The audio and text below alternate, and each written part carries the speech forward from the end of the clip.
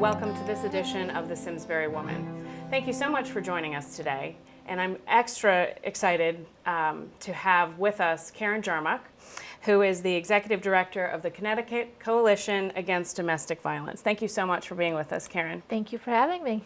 You're welcome. Domestic violence is an issue that is so focused on as a women's issue. Mm-hmm. The other thing that I think we need to remember is that domestic violence affects families as well. Absolutely. So there is a broad range of what we can discuss today. And sure. I'd just like to start a little bit about the actual coalition against domestic violence here in Connecticut, sure. which, according to the website, defines domestic violence as a crime involving a pattern of abusive behavior in intimate and familial relationships where one partner or person controls and dominates the other. And we hear a lot about this in the news, and I just want to start with why you decided to come to the coalition. That's a great question. So I've been the executive director now since February of 2011, and I actually originally came on as the interim executive director when the agency was looking for someone to come in on an interim level and run the organization. The Connecticut Coalition Against Domestic Violence is actually a membership organization, and so we work collaboratively, and our members are the 18 domestic violence agencies here in the state of Connecticut. So I think what's important for people to know is that wherever you live in our state, there are 18 agencies strategically located, in fact, all over Connecticut, and help is available 24 hours a day, 7 days a week, wherever you may live. So that's really important for people to know. But, you know, we do a lot of policy work. Mm-hmm. We do public awareness, which, as you know, is so important to inform people in this state about what is domestic violence. Mm-hmm. I think sometimes there's still confusion about that. And to ensure that services are being provided in a very standardized, effective way, we do a lot of program oversight and obviously training. Great. Thank you. And I think what I would like to add on to that is there's still sort of a stigma sure. with domestic violence, and people think, well, it doesn't happen in my community, it can't happen in my community. So let's talk a little bit about what the statistics say about the rate of occurrence of domestic violence, sure. and with the understanding, of course, that many cases probably go unreported. Yes. That's a great question. So in the state of Connecticut, there are over 54,000. I mean, think about that, 54,000 victims of domestic violence where there are reports of mm-hmm. Individuals seeking help, and that might be shelter, it might be counseling, it might be victim advocacy in court. But that's a significant number. It is. Very significant. And, you know, truly, I think, you know, across the state, our hotline numbers receive over 200 calls a day from victims looking for help. So if you're trying to characterize, you know, what does it look like in the state of Connecticut, battering's a problem in our state. Annually, over the past decade, 16 individuals have lost their life as victims of domestic violence. So we are working really hard to change that. But, it's definitely an intimate, what we call intimate partner relationship. Mm-hmm. It's not a random act of violence. It's not two individuals who may have some type of an altercation in a restaurant or a bar, for example. Mm-hmm. This is about one partner in a relationship trying to exert power and control over another, and that could be in a whole host of ways. I mean, that could be physical abuse, which right. is the most significant and lethal, quite honestly, but it's verbal abuse, mm-hmm. The daily sort of verbal cut downs and that sort of thing, which wears on an individual, emotional, and then financial abuse as well, trying to control someone through your finances. Maybe it's one partner is not working, maybe it's a stay-at-home mom, for example. Mm-hmm. And just feeling trapped and not able to get out of the situation. And so that's really the more clear understanding and definition of domestic violence. Well, and I think that leads to my next question about what some of the signs, the warning signs of domestic violence can be, because it can come in a different variety of forms. Sure. What should we as community members, neighbors, teachers, whomever sure. in the community, what should we be looking for? I think, again, domestic violence is about power and control. And so when one person is trying to exert that power and control over another, and oftentimes it can be seen as, someone trying to isolate their partner from others who they might want to reach out to. So isolating mm-hmm. that person, mm-hmm. trying to maybe control what they're wearing, what they're saying, where they're working, who they're talking to at work. You know, a lot of times when we're talking to teenagers, for example, you mentioned about families and communities, you know, for a teenager, they might be flattered that, let's use an example of a girl, because honestly, domestic violence victims are over 90% of the time they are female, and that's a national statistic. Certainly men are victims as well, and we do serve men who are victims, but let's just use as an example of a young lady in high school who might be getting a text 24 times a day, what you wear and who you're talking to, really trying to control her. And she might see that as flattery, but in fact, it's sort of a warning sign. You know, this is someone who's trying to, who are you talking to? Where are you going? What are you doing? That's a warning sign. Someone who's trying to really control what you're doing and saying and who you're talking to, and that constant put down, you know, as a way to sort of exert that power and control over another. And then ultimately, unfortunately, the physical violence. And generally when there is physical violence, he can be sorry and he can promise it won't happen again. And therefore, it's then you get into why does she stay and all of those other issues. Right. And you bring up actually a good example, because this has been in the media a bit lately, with even celebrities who have been in domestic violence situations. And so I guess my question then becomes, as parents of young women or young people in general, there's two sides. How do we support young females who are potentially in this situation, and how do we send a message to young boys or men that this is not appropriate behavior? Sure. I think, you know, you hit on a really good point about how, you know, it's a learned behavior. And so I think that is so important for people to know. When children who are growing up in a household, quite honestly, where there is family violence going on, they grew up believing that this is the way that you treat your partner. This is how you interact. And so it's that cycle of abuse that keeps continuing. You know, for family members who are seeing someone they love or a coworker or a friend going through this, it's important to be supportive. And to let them know that you're there, and that help is available 24 hours a day, 7 days a week, wherever you might live, particularly here in the state of Connecticut, but honestly across the country. But also to help instill that confidence in that person who's really sort of, their self-esteem has taken a real blow again and again and again. So they're not maybe feeling that empowerment to leave just then, but to be supportive and to you know, make sure, inform them. Also do, you know, we talk about something called safety planning. How do you stay safe?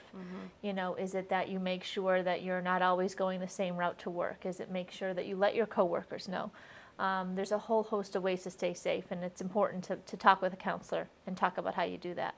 Right, absolutely. And I do want to add also that we do have some phone numbers. Yes. We have a crisis hotline for the Connecticut Domestic Violence Hotline, which we can put up on the screen, which is 1-800-774-2900. Correct. And there is more information on your website as well, www.ctadv.org. Yep, ctcadv.org. Okay. Correct. Yep. Thank you. So we've talked a little bit about Connecticut. Where does Connecticut shape up along the lines that, or with the federal statistics on violence or actions that we are taking preventatively, proactively? So, you know, Connecticut actually, I think we're in line with, unfortunately, what's happening across the country. We do have some pretty progressive laws, though, in our state. We're really fortunate not only to have a legislature, and that's very supportive of strengthening laws to help victims of domestic violence, which we can talk about in a little bit. Yes.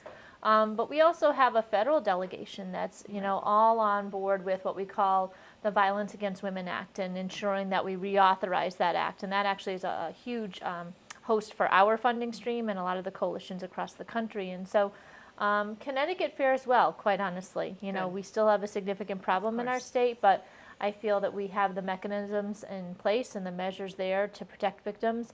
We as a coalition need to make sure that they're being utilized in the right way. Right.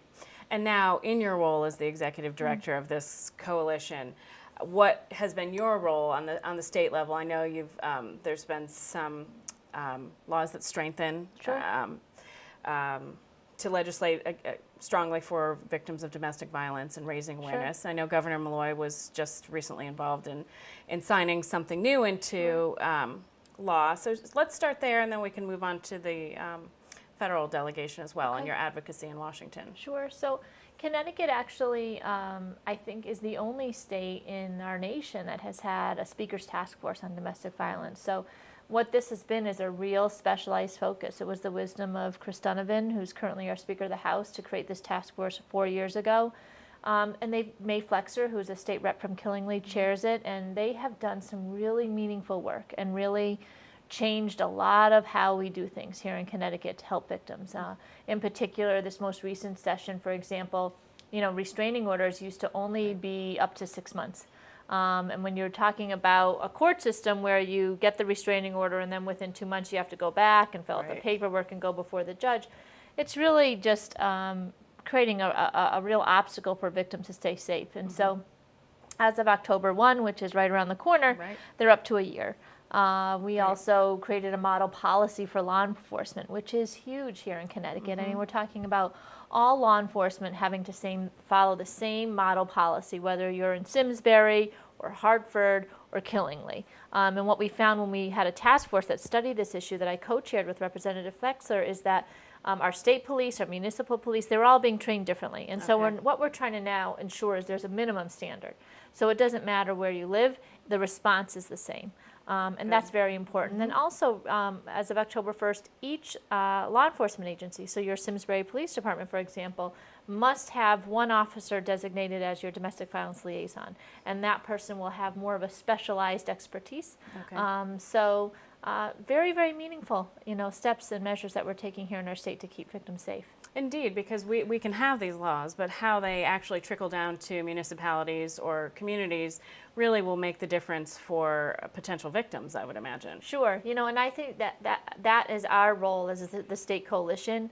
The laws are only as good as our ensuring that things are followed through and things are happening. And so we actually received a federal grant to hire what we call a law enforcement coordinator, a former Connecticut state trooper who also was a deputy chief more recently in a municipal police department. And so we're making sure that we know who those liaisons are. We're making sure that we're offering that specialized training. We're making sure that our advocates know who those liaisons are. And so it's our job as a state coalition to lead on that and to make sure that when these laws are in place that we're actually utilizing them in the right way. Now, tell me a little bit more about what's going on federally. I know that you've been involved with the Connecticut delegation in Washington, with Senator Blumenthal, on really putting forward some positive steps to raise awareness about domestic violence. Sure. So, the Violence Against Women Act is currently up for reauthorization. It actually expired in September of 2011. So here we are a year later, and we're still trying to get this measure that's really been so meaningful to help victims of domestic violence across the country reauthorized. We're really fortunate in Connecticut. The entire delegation, as well as our U.S. senators, are on board with what we call the Senate version, SB 2, for the Violence Against Women Act reauthorization. There's another version in the House that is not as favorable, that really excludes certain populations from getting help. And so we're still trying to get this passed.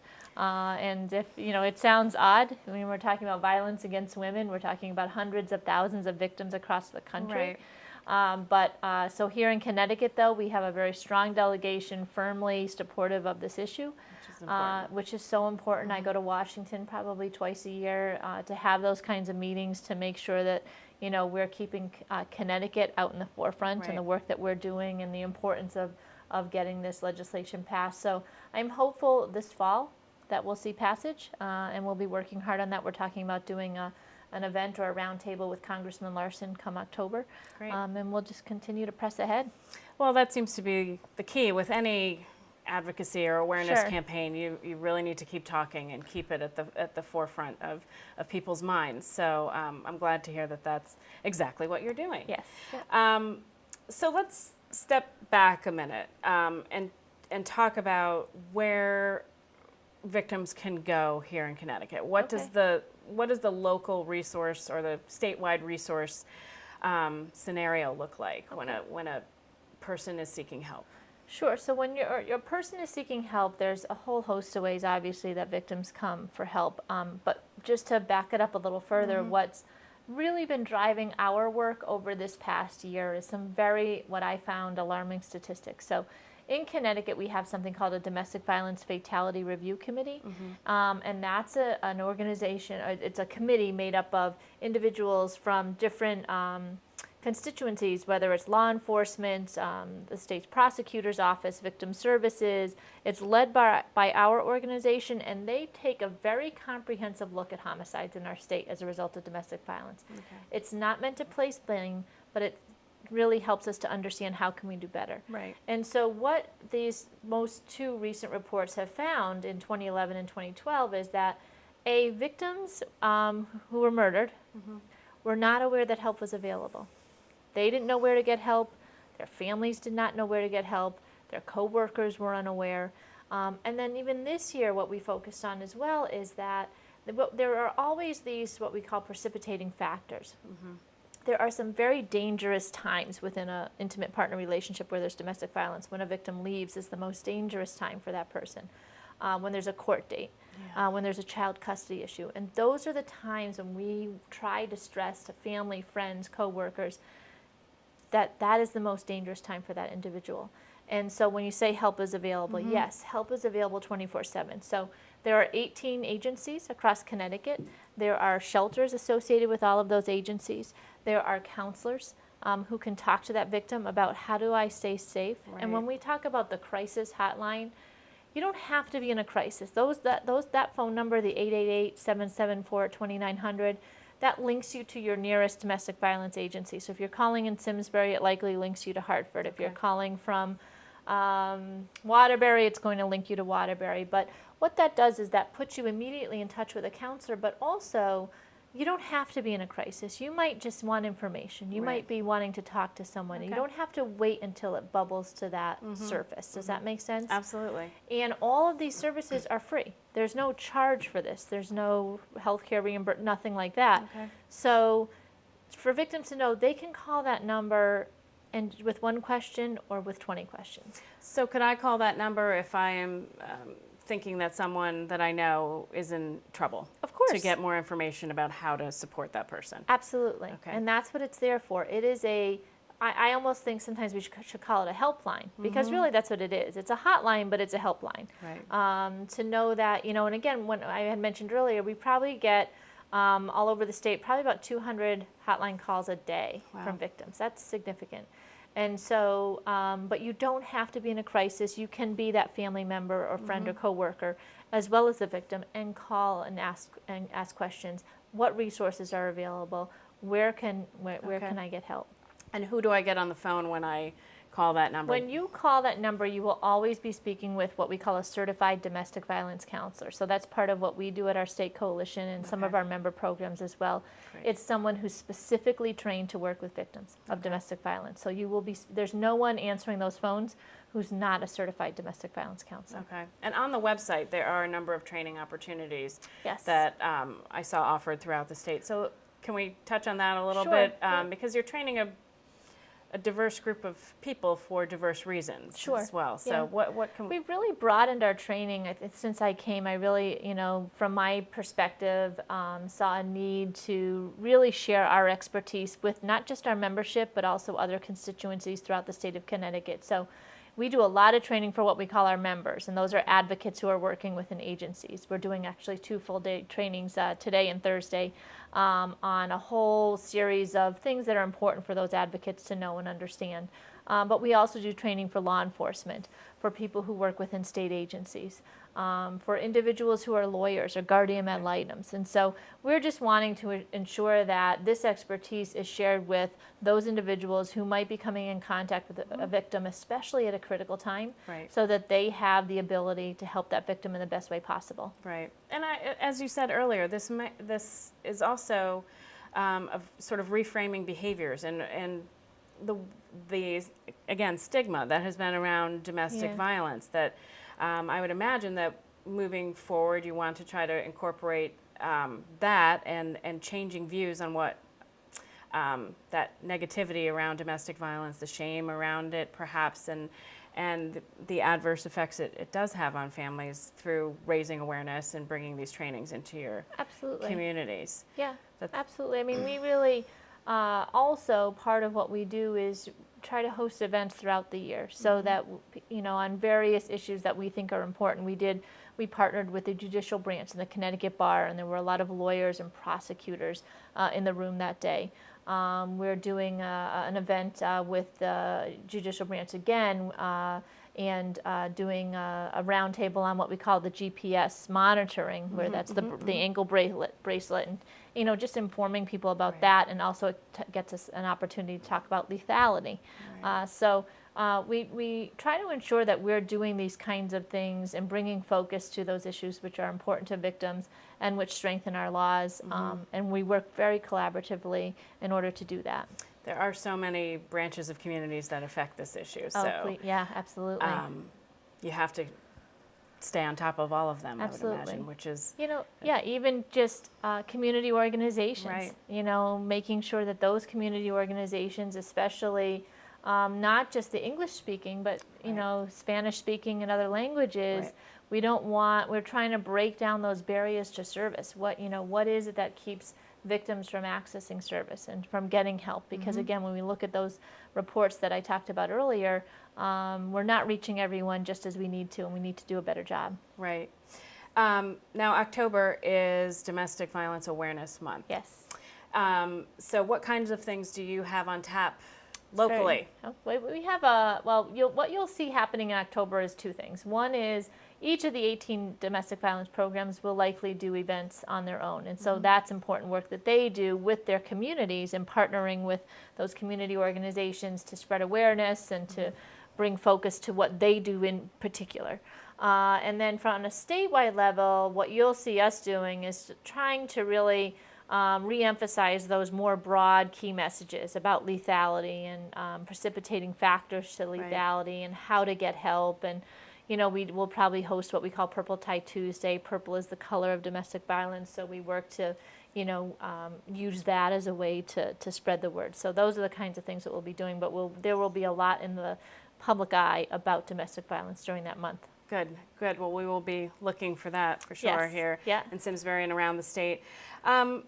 Just as we sort of wrap things up here, what is the most important message that you can send to communities or potential victims or those interested in learning more about domestic violence? The most important message from our perspective is that help is available 24 hours a day, 7 days a week, wherever you might live if you're a victim of domestic violence. You can go on our website, which we've mentioned is www.ctcadv.org, or the 1-800 line, 888-774-2900. Help is available 24 hours a day. It is very accessible. It is near where you live, and please do not hesitate to reach out. That's an excellent point also. I imagine there's so much fear wrapped up in this entire issue that reaching out for help can be very challenging. Sure. And one other really good point, fully confidential. Excellent. So all services are confidential and they are free. So you don't need to worry that your information is going to be shared with someone else or with a state agency or something like that. This information is completely confidential. They're there to serve as a resource and a support and to help you be safe. Wonderful. Well, thank you, Karen. Thanks for having me. You're welcome. Thank you so much for joining us. We will look for all of the activities in October, and hopefully we have been able to reach out to our community in Simsbury to educate them a little bit more about domestic violence. So thank you. And thank you for watching. We hope to see you again next month on The Simsbury Woman.